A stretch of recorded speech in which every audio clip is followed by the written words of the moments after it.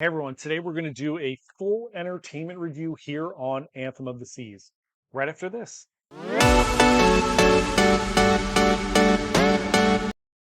Hi everyone, John here from Bite Size Cruises. Welcome back to our channel. If it's your first time here, we're a travel agency that specializes in amazing cruise adventures like this one here on the Anthem of the Seas. We're currently in the British pub here on the Anthem of the Seas. It's super early in the morning. We want to do a quick entertainment review for you. So we're going to review all the different shows, all the different arenas that have some entertainment going on, kind of give you our thoughts. There are some carts rolling by, so you might hear some noise. Setting up one of those amazing art shows that you should definitely go to on the cruise ship. And by that, I mean that you should not.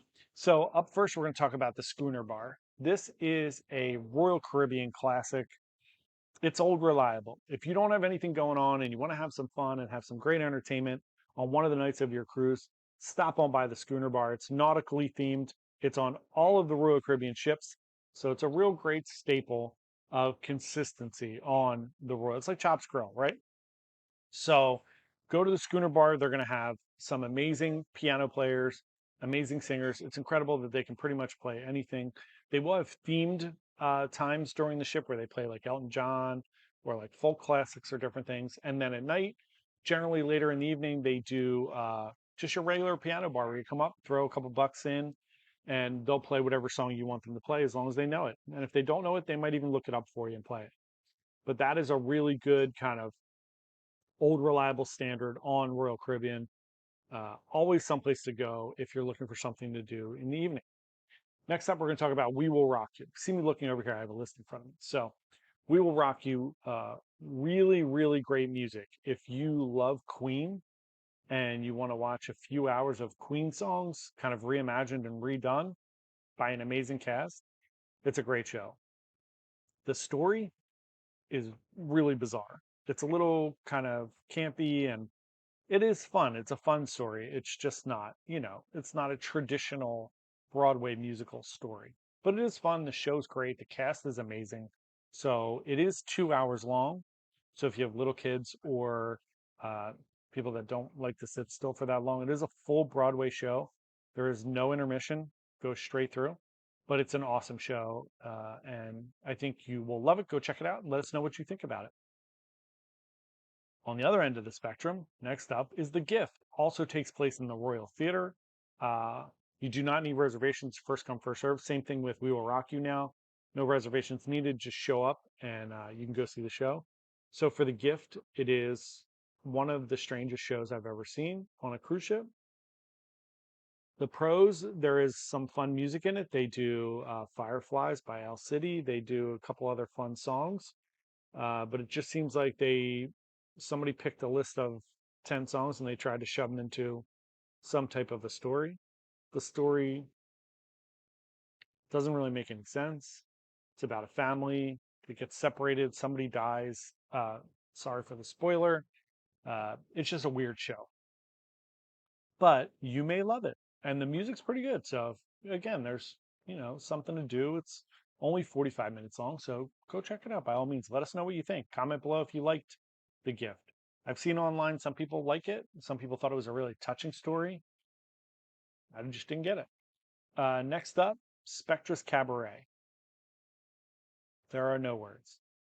270 is at the aft of the ship. It's an amazing space with amazing technology.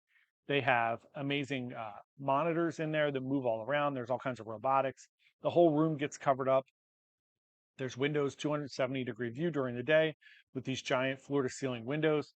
At night, they cover it all up and they project things on there. And then they have this bizarre musical with Spectra that comes out. The singing wasn't great. The dancing wasn't great. It doesn't make sense. I kind of feel like the cast felt the same way about it that we did. Just bizarre. So with all the technology in there, I think they could do an amazing show just using the technology more and really having fun like the old laser light shows with music playing in the background. I think it'd be really cool. I didn't love that show. I've been on the ship twice in this year and I've walked out of that show twice. So if you like Spectras Cabaret, let us know. I would like to see what the show is on like Odyssey or Spectrum of the Seas or Quantum, using that same space and see how they make use of it. I don't know if it's the same show or not. I haven't been on those ships yet. Next up, the Virtual Symphony and some of the other shows in 270 are amazing. They take advantage of the space and they put these old symphonies up there by like large orchestras, and they're really cool. If you like classical music or just want to hang out and listen to some music, those are really cool. So go check those out in 270. The 70s party usually takes place on the Royal Promenade. They do not have a traditional Royal Promenade on the Quantum class ships. They have a Royal Esplanade, and then if you go up a level, they have the Via, which takes you to the back of the ship, which will take you to 270, which is where they have the 70s party on the ship. Cruise director staff runs the 70s party. It's always a good time. Um, it does get really crowded. So if you are not a big fan of crowds, maybe go to the second tier and hang out and you can watch, take pictures, some video, whatever you want to do. But if you like to get right in the middle of it, jump in on the first level there, go right down to the dance floor, and you'll have a blast. Next one we're going to talk about is the British Pub, which is where we're at right now. This is a really cool space. It's actually pretty large. I find that on this class of ships, the entertainment spaces are much bigger than they are on the Oasis because there's so many things to do on the Oasis class ships. So this British Pub, like music hall, is much bigger. And the British Pub here is bigger than it is on the Oasis class, but really fun. It's They have an acoustic performer in here at night. He's really good. When I was on the ship in March, they had another uh, guy who was playing guitar in here at night. He was great. So seems like that's a pretty reliable one here. Stop by, have a few drinks. It is difficult to get a drink in here at night. It gets very crowded. They have a very small bar with usually just one or two bartenders, but there are plenty of places close. Bionic bars are right above if you want to run up there and grab a drink, or grab a drink at one of the other bars like Boleros, which is right down the way here, and then jump in here and check it out. It's a good time. So deck parties. Wanted to talk a little bit about deck parties. This is one area where I think, and I think this is the only time I'll ever say this, Carnival does better than Royal. So when you go on Carnival, I think from the moment you get on the ship until the moment you leave, the cruise director and the cruise director team are just an enormous part of your cruise experience. I feel like it used to be that way more with Norwegian and Royal. I feel like that's really kind of gone away more, maybe since the pandemic. I'm not sure. But on Carnival, the cruise director staff is everywhere, and the cruise directors everywhere. I feel like you see them at every single show, every event. You kind of meet them. They're talking to people. They're moving around. I think that makes those deck parties even better. And also, they have a ton more deck parties. On Royal and Norwegian, I kind of see that the deck parties are very poorly attended at night. It's usually coming out of a port. They'll do some kind of DJ at night, and then they'll do maybe a glow party or something like that, or an 80s party, something like that, and there's no one there, maybe like 100 people.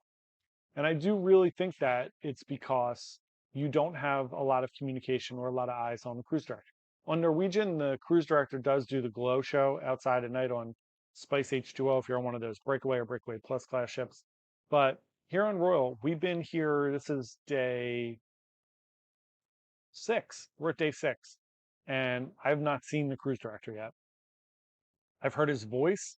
I do not know what he looks like. I don't remember his name. He did not do like the Love and Marriage show or any of the big game shows. Usually the cruise director does those. It was this staff. We've been to trivia. We haven't seen him at trivia.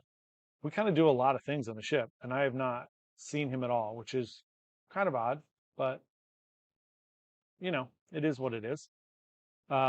So let us know what you think of the deck party. Do you go to the deck parties? Do you like that? Is that something that maybe people don't care about on Royal or Norwegian, so they don't go? Who knows? Bands at the Music Hall.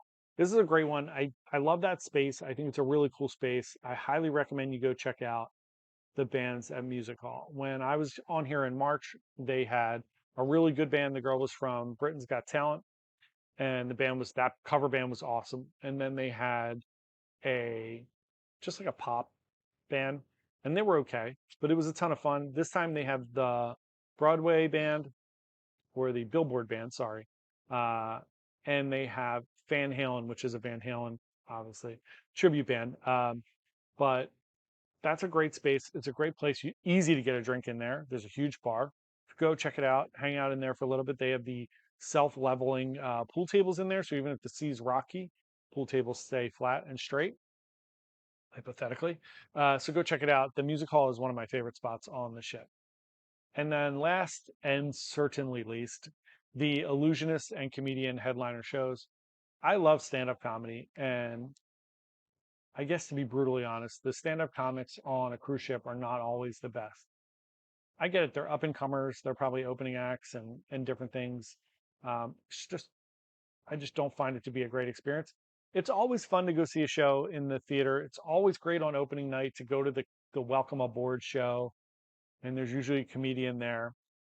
I'm not telling you not to do it. I'm just saying that's not my favorite show or my favorite thing to do. Go check it out by all means.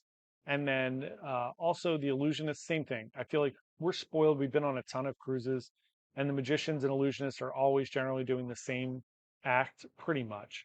It's kind of like they used to, there was a while where it was hypnotists on every cruise, and they would do basically like the 20 chairs on stage, and they would try to hypnotize 20 people. And those are fun too, but to me, those are not my cup of tea.